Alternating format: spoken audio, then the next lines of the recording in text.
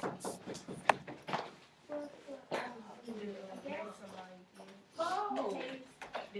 we're being recorded. I don't know. Where? Guys, do any of you have a calculator that you can plug in? I do. Two. How many do you need, Doctor? Two? Do you need? I have one. Whatever.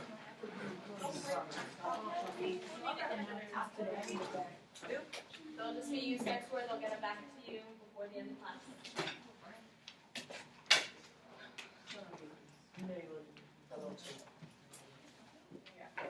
Well, I hate them.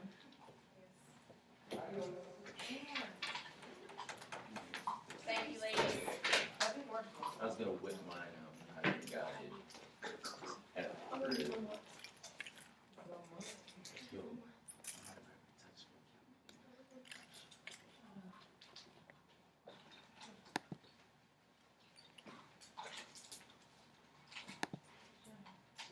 All right, we're down to about a minute for the first 5.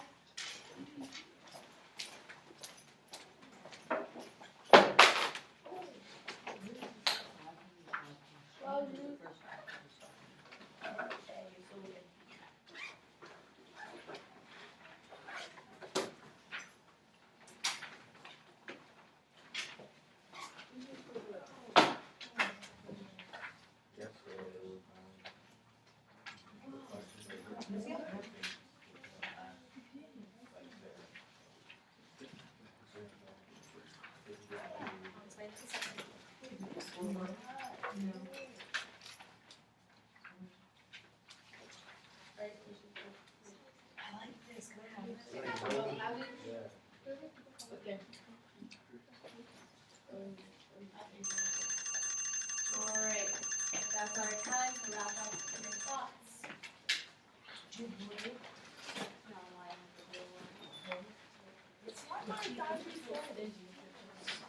You're not. You don't have to make. All right, pass those first 5s over, please. I didn't answer it yet. Oops. Did I answer my question? I cannot do this.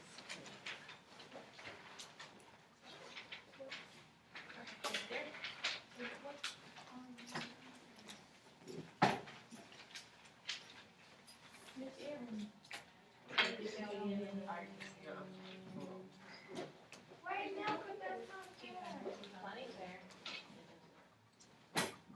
5 minutes. She just came in. Yeah. No, never mind. Yeah, I gotta take it here. That's not fair. Everyone else. Right here. Thanks much. Thanks much.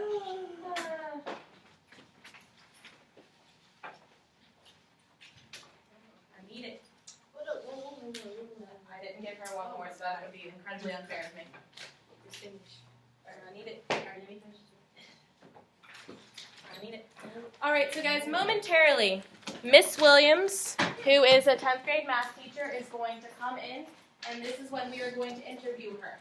What I have given you in the CSAT packet that I have just given you is, that I missed Araya on, is not for you to write on at this time. You certainly will not be writing CSATs as you are interviewing her. Instead, this is just a guide so that you know when you are asking the question that you are asking. So I'll start by asking her to tell a little bit about herself, and then Sabrina will ask her question, then I'll ask another question, Dana, etc., etc., etc. So this is a guide so that we... And I wasn't even supposed to be asking a question. Babe, no one circled a name on yours, so I had to choose. I do have some absences of people who said that they would ask. Can you, Lay, do question number 5 since Alasia is out? Can that be you? Sure. Steven, can you do question number 8 since Quadri is out? I know that. But if he wants to ask another one, I appreciate the help. And then I've got one other unclaimed question. Question number 11. Steven, thank you. What? Can we answer 11 and 12? Yeah, so he'll ask 11 and 12. Hi! Thank you for coming. Everyone, this is Miss Williams. Hi. This will be our interviewee. Say hello. Hello. They're an enthusiastic bunch this morning. Miss Williams, if you don't mind, I'll put you front and center here. Nice to see. We were just going over how our questioning is going to work, and then we'll be all ready for you. All right? All right? So these are the questions, and this is the order in which we'll be asking them. Thank you, Stephen, for stepping up and asking a couple additional questions. I appreciate it. Thanks, please. While you are interviewing Mrs. Williams, what you need to be doing is you need to have that iPad with the video on, directed at her. Really. All of you. Because, I'm sorry. Because that way, when it comes time to write the essay, you can quote her, and that way you'll be able to give your character descriptions of her. What her emotions were, what her facial expressions were. Right now, for example, you could say that her facial expression is revealing a little bit of embarrassment and wishing that she hadn't spent her planning period with us today. I can't. Yes. What, so you're going to be in my video? I'm not even sitting in front of you, crazy kid. Crazy kid. Tashana, got that iPad at the ready, babe? I just went more like that because I'm Videoing. Run, run, run. hold on.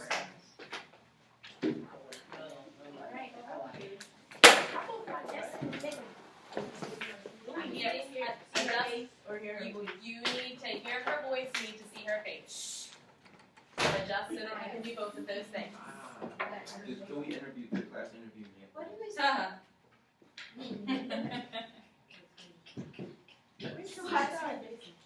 That was a serious response, and that's my note. Please make sure, guys, as you are asking questions, that you do not speak over her answers and that you do not speak over the person who is asking the question. So actually, I'll go ahead and get us started. Are we at the ready? We're recording? Mrs. Williams, could you just tell us a little bit about yourself to get us started? Sure. I'm Mrs. Williams. I am the 10th grade math teacher. I teach IM2 and sometimes IM3. Maybe I'll see you guys next year. I've been teaching 12 years and I have married 8 years and I have 2 little boys, Jacob who's 5 and Jordan who's 1.5. Thank you so much. Sabrina, the time is now. What helped you get to where you are today? What helped me? My parents.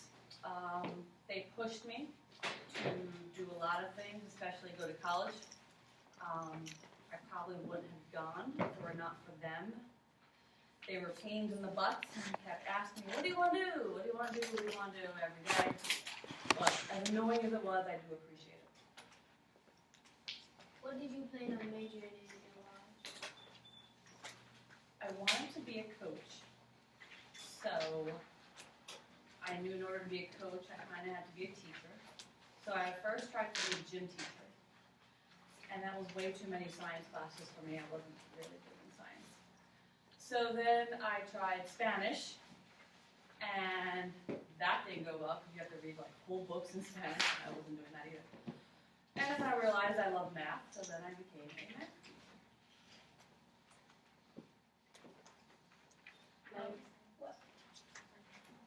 What types of activities were you involved in while in college? And describe which one you liked the most and why. In college, I played 3 sports: basketball, softball, and soccer. Basketball is my favorite, so that's the activities I was involved in. They took up almost all of my time. Which one would you say was your favorite of those? Oh, definitely basketball. Why is that? That's the one I practiced since I was 9 and played every single day, and I just love it. Ashana, this is you, babe.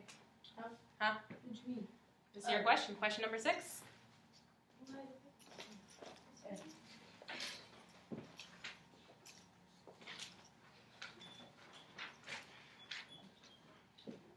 Were you a a well-known person in college, or were you quiet and by yourself, and why?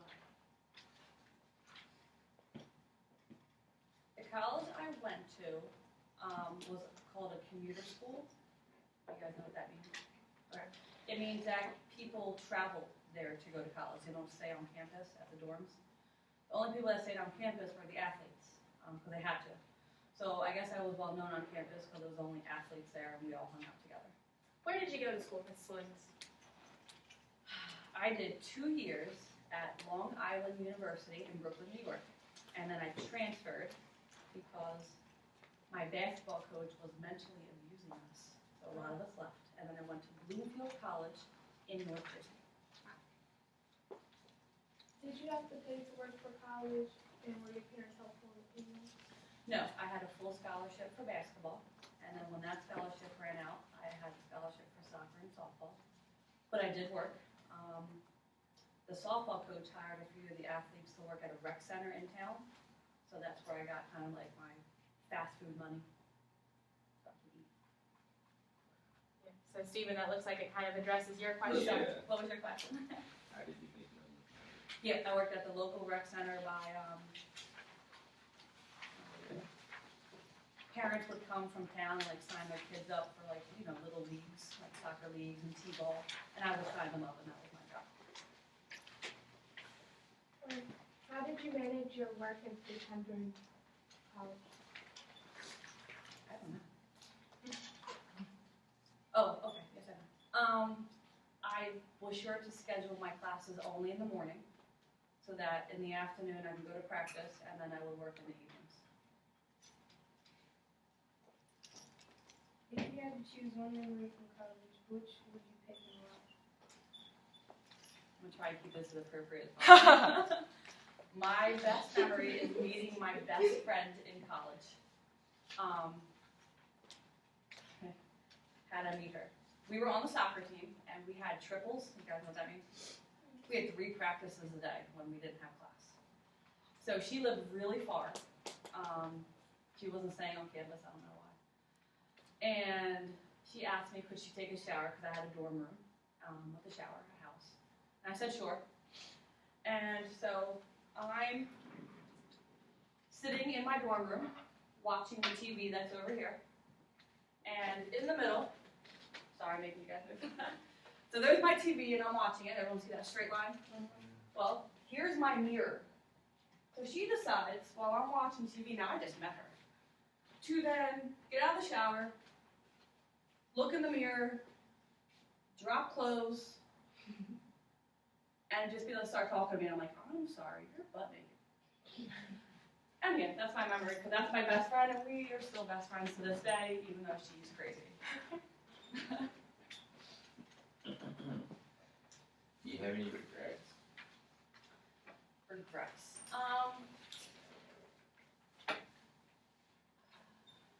And what? I regret,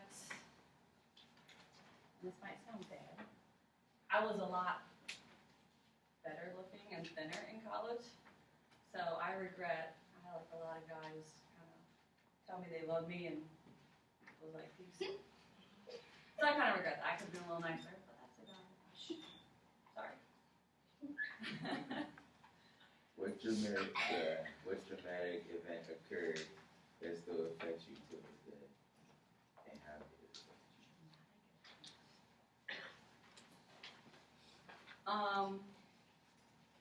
When I was almost on college, because you guys know I love basketball, I tore my knee, and I had to have surgery, and couldn't play, which is really upsetting, and I still have 3 screws holding it up, so I can't really play as much as I want to anymore because of that. So I've blown out my knee twice. You talked briefly about some abuse that Yes. happened. Could you elaborate, if you're okay with doing so, on that a little bit and how that affected you and Sure. switching colleges? This was in Brooklyn, New York. My coach, to put it nicely, was a psychopath. I kind of give you what one day looked like. We would go to our classes in the morning. She scheduled our classes, so make sure we were all at the same time. we'd go to class. She would then bring us to practice for about 3 hours. We were not allowed to drink water. From then, and she made us run like the whole 3 hours. From then, she then watched video. We did that for about an hour. Then we went to the weight room for about 2 hours. Now you're talking 6 hours of the day. We haven't eaten, we haven't drank. We're all losing a lot of weight. Like I had no body fat. When my teachers told me, they were actually very concerned. They were like, why do you look so sickly? It was really bad. It was really a mental toll on us. And then, so that was every day. So think of that every day for like months. And then my roommate, she got mad at her and shoved her down some stairs. So then we both left and some other people left for some other reason. She lost her job, yes. Were you then happier when you? Yeah, once I transferred, I knew I would just have to get out. I love the city, but I realized I'm not meant to live there, just visit. So once I left and I was near family again, I was much happier. It was a good move on my part. So I think we just have one final question for you, and that is, if you were to choose one aspect of college or one event in college that really made you the Mrs. Williams that you are today, what would that event be and why? It would probably be meeting my best friend because I was really shy, but kind of outgoing. I don't know if that makes sense. And she kind of helped me come out my shell, so now I can teach, I can talk in front of you guys. I couldn't do that before. I can still hang out and play some sports, especially with her. So she kind of molded me into becoming a better person. And you said that you two are still close Yep, today? we're still best friends, and my kids even call her Auntie Amanda. So you still see her pretty regularly? Yeah, even though she lives about 3 hours away, we still see each other about once a month. We'll take turns visiting each other. Great. Do any of you have any last follow-up questions that you have for Mrs. Williams? Well, thank you so much. Thank you guys. You can conclude your videos. Thank you so much. We really, really appreciate you taking your time out to come help us with our project. Sounds good. No Snapchatting or Instagram, nothing. I met my best friend when she was naked. I really did. The Mrs. Williams story. Okay, now get first. Thank you. My video on the All right, OCD. You guys, exceptional job. Thank you. You were wonderful interviewers. Stephen, thank you again for stepping up, asking all those questions.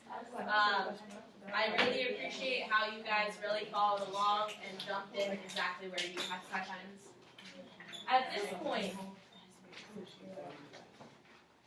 looking at this packet that you have in front of you guys, if we were to look, presently as it's set up, it is if you are writing 1, 2, 3, 4, 5, 6, 7, 8, 9, 10 C sets as it is presently set up. This is set up as if you were writing a 10 body paragraph essay. Now you may have realized that some of her answers maybe didn't deserve an entire body paragraph. Maybe some of her answers did not relate to an event in college that shaped who she was today. So our job is to now go through and think about which of these can we eliminate? What questions can we eliminate so that we only have a few body paragraphs to write? Go through now, remind yourself of the interview that just occurred, and think about which ones we can get rid of. I see that I have a couple ideas already, and that's awesome. I want everyone to go through, think about what questions we can get rid of.